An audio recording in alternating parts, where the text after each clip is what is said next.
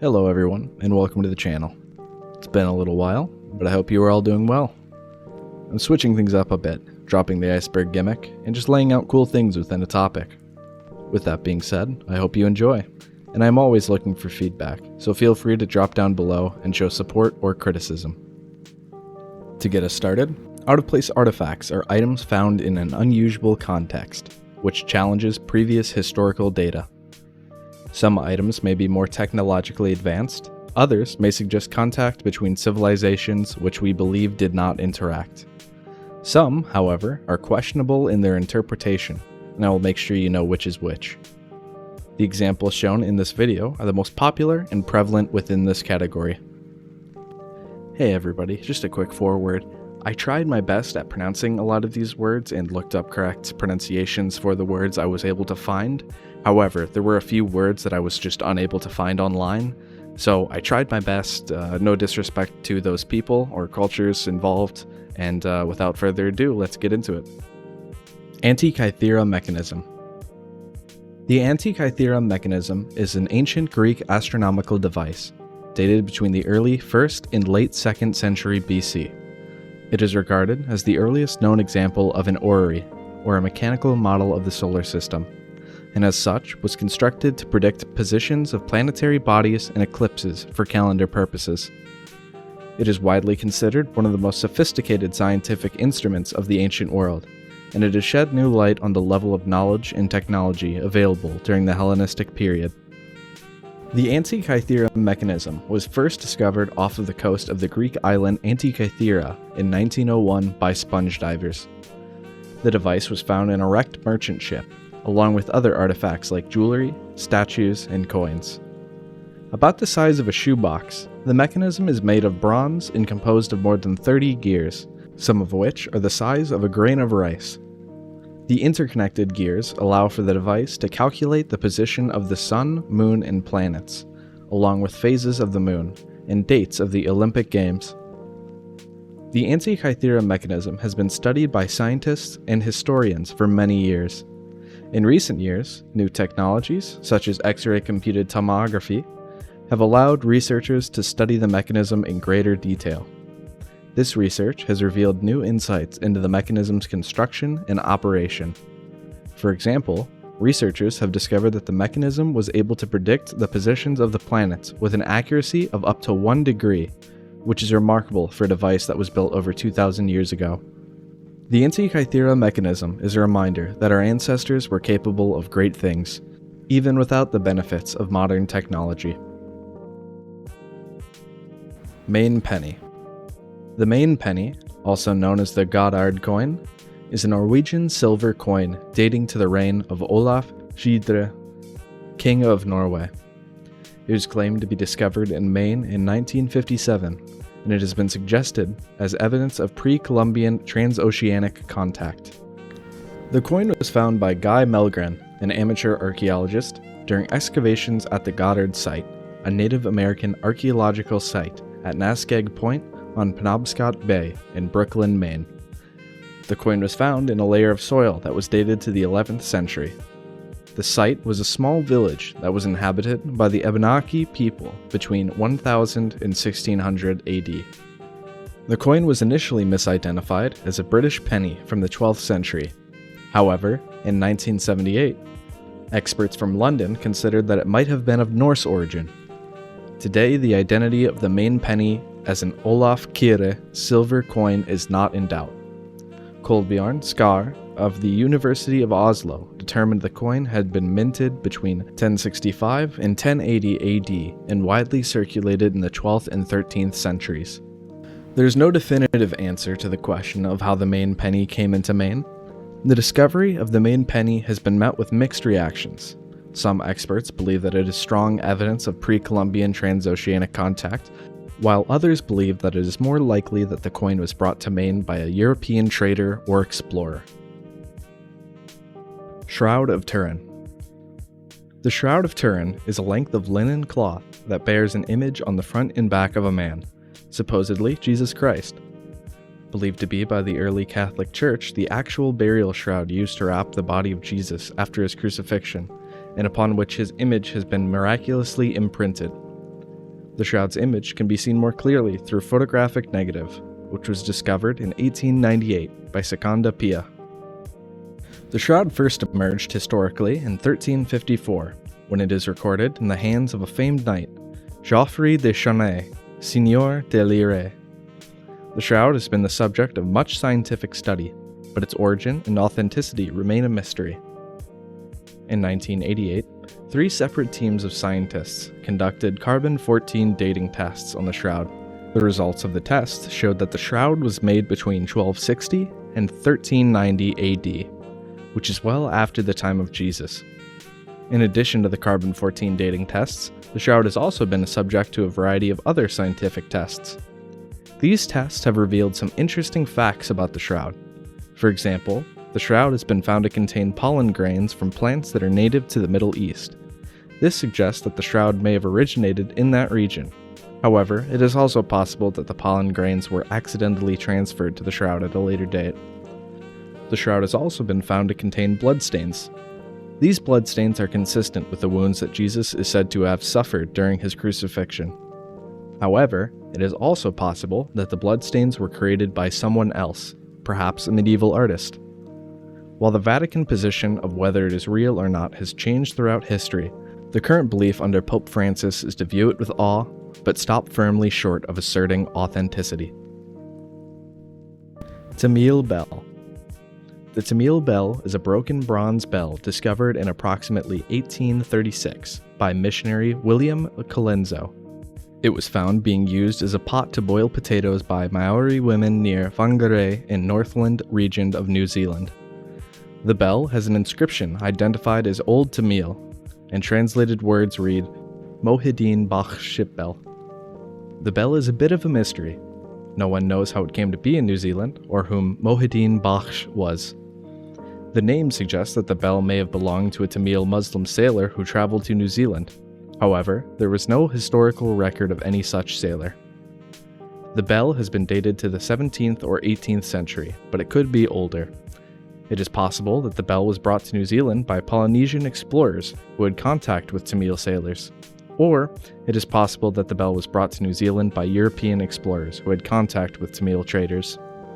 In recent years, the Tamil bell has become a symbol of cultural exchange and understanding. In 2019, the bell was loaned to the Indian Heritage Centre in Singapore for an exhibition. The bell is currently on display at the Museum of New Zealand Te Papa Tongarewa in Wellington. Takase Kalis Tlahuaca Head. The Takase Kalis Tlahuaca Head is a terracotta head discovered in 1933 among Colombian grave goods in the Takase Kalis Tlahuaca zone in the Toluca Valley, northwest of Mexico City. Because the head appears to be similar in style to artifacts of Roman origin, some believe that it is evidence of pre-Columbian transoceanic contact between Rome and the Americas. However, several other explanations for its presence have been put forward. Romeo H. Hristoff of University of New Mexico is one of the proponents of this being of Roman origin, having stated that the identity is confirmed as Roman work, with the style being similar to the 2nd century Severian Emperor period, and the age range establishes that it is within the time period stated. However, researchers believe otherwise, believing this to be a hoax. There was informal declaration made that the head was planted at the dig site as a practical joke, but the allegation is impossible to refute as the people involved are now dead. Another belief put forth by Hristoff is that a shipwreck could have caused this to happen, explaining why they never truly found modern-day Mexico and still managed to have artifacts there. And a new section starts here. There are a few other types of finds, but most are essentially the main penny in a different context. So, with most of the interesting true artifacts out of the way, let's head into the murky territory with the questionable interpretations. These are items believed to be something more advanced, but were found to be nothing of the sort, along with items with alternate beliefs. Baghdad Battery. The Baghdad Battery is a set of 3 artifacts that consist of a ceramic pot, a copper tube, and an iron rod. They were found together in 1936 in Kujut Rabu, Iraq, near the metropolis of Ctesiphon. They are believed to date from either the Parthian or Sasanian empires. German archaeologist Wilhelm Koenig hypothesized that they could have functioned as a galvanic cell or battery. The copper tube would have acted as the anode, the iron rod as the cathode, and the liquid in the jar as the electrolyte. When the jar was filled with an acidic liquid, such as vinegar or fermented grape juice, it would have produced a small current. While skeptics argued there was no evidence that they were actually used as batteries, others have conducted experiments showing the artifact could indeed be used as a battery. What makes this case more interesting is that the copper tube was coated with a layer of copper sulfate and the iron rod is corroded, both of which could be evidence of it being used as a battery, or possibly being used for electroplating. However, there are no items dated to that time that are electroplated. Instead, the items under the suspicion appear to be fire-gilded. The most likely interpretation of this item is something that appears similar in construction. Storage vessels were made from the same material, and the copper tube and rod can be used for storing scrolls. Several of these type of vessels were found near the Baghdad Battery, which takes away from the argument held by the battery idea. I still find it interesting how close we came to discovering electricity long ago. Sakara Bird. The Sakara Bird is a bird-shaped artifact made of sycamore wood, discovered during the 1898 excavation of the tomb of Pa-di-Imen in Sakara, Egypt. It has been dated to approximately 200 BCE and is now housed in the Egyptian Museum in Cairo. Its purpose is not entirely understood. The Sakara bird is shaped like a falcon, with a long, slender body and a pointed head. The wings are held out to the side, and the tail is forked. There are no feathers carved onto the bird, but this may be due to the fact that the paint has faded over time. Some people believe that the Sakara bird is a glider. They argue that the bird's shape and weight are consistent with a glider, and that the wings are designed to catch the wind. They also point to the fact that the bird was found in the tomb of Pa-di-Imen, who is a high-ranking official in the Egyptian government. They believe that Pa-di-Imen may have been a scientist or engineer who was interested in flight. Others believe the Sakara bird is a ritual object or a toy. They argue that the bird is too small and light to fly, and it would be unstable in the air. They also point to the fact that the bird is not carved with any detail, which is unlike other Egyptian artifacts that are meant to be functional. They believe that the bird was more likely used for religious or symbolic purposes. In addition to the arguments for and against the Sakara bird being a glider, there are a few other theories about its purpose. Some people believe it was a weather vane, while others believe it was a representation of the soul. There's also the possibility that it was simply a decorative object. Whether a glider, ritual object, or a toy, the true purpose of the Sakara bird is still a mystery. Iron Pillar of Delhi. The Iron Pillar of Delhi is an iron pillar located in the Qutub complex at Mehrali in Delhi, India. It is famous for its rust-resistant composition of metals used in its construction, despite most materials from ancient times being susceptible to rust. The pillar weighs more than 6 tons, and it is thought to have been erected elsewhere and moved to its present location by Angapal Tamar in the 11th century.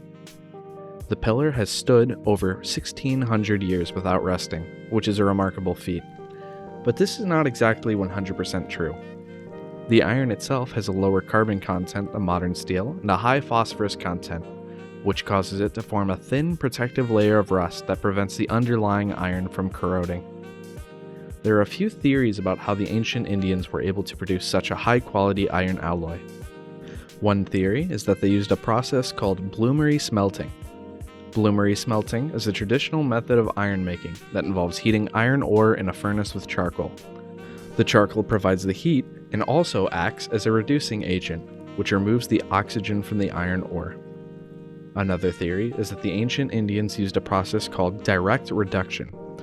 Direct reduction is a more modern method of iron making that involves heating iron ore in a furnace with a reducing gas, such as hydrogen or carbon monoxide. And for our final take, I think we should do something funny. The Babylon Nokia. This object was created in 2012 to resemble a stone version of the Nokia line of mobile phones. What makes this particular case interesting is that a YouTube channel had actually made a video on this subject, causing certain scientists and news channels who had less than stellar record of research to pick this up as an actual discovery. From there, a few claims were made that it was actually a 13th BC artifact. However, the creator chimed in to remind everyone that it was, in fact, just a piece of art. Just goes to show that if something seems too good to be true, it most likely is. And that's all I have for you today, folks. I hope you enjoyed the video, and since we are at the end, I thought I'd talk a little bit more about the future of the channel. Basically, expect some changes to be made as I go forward and determine what I want this to look like. My editing style, the way I write articles, and the subject of videos will constantly be changing in a few minor ways while I determine what's best from a viewer perspective.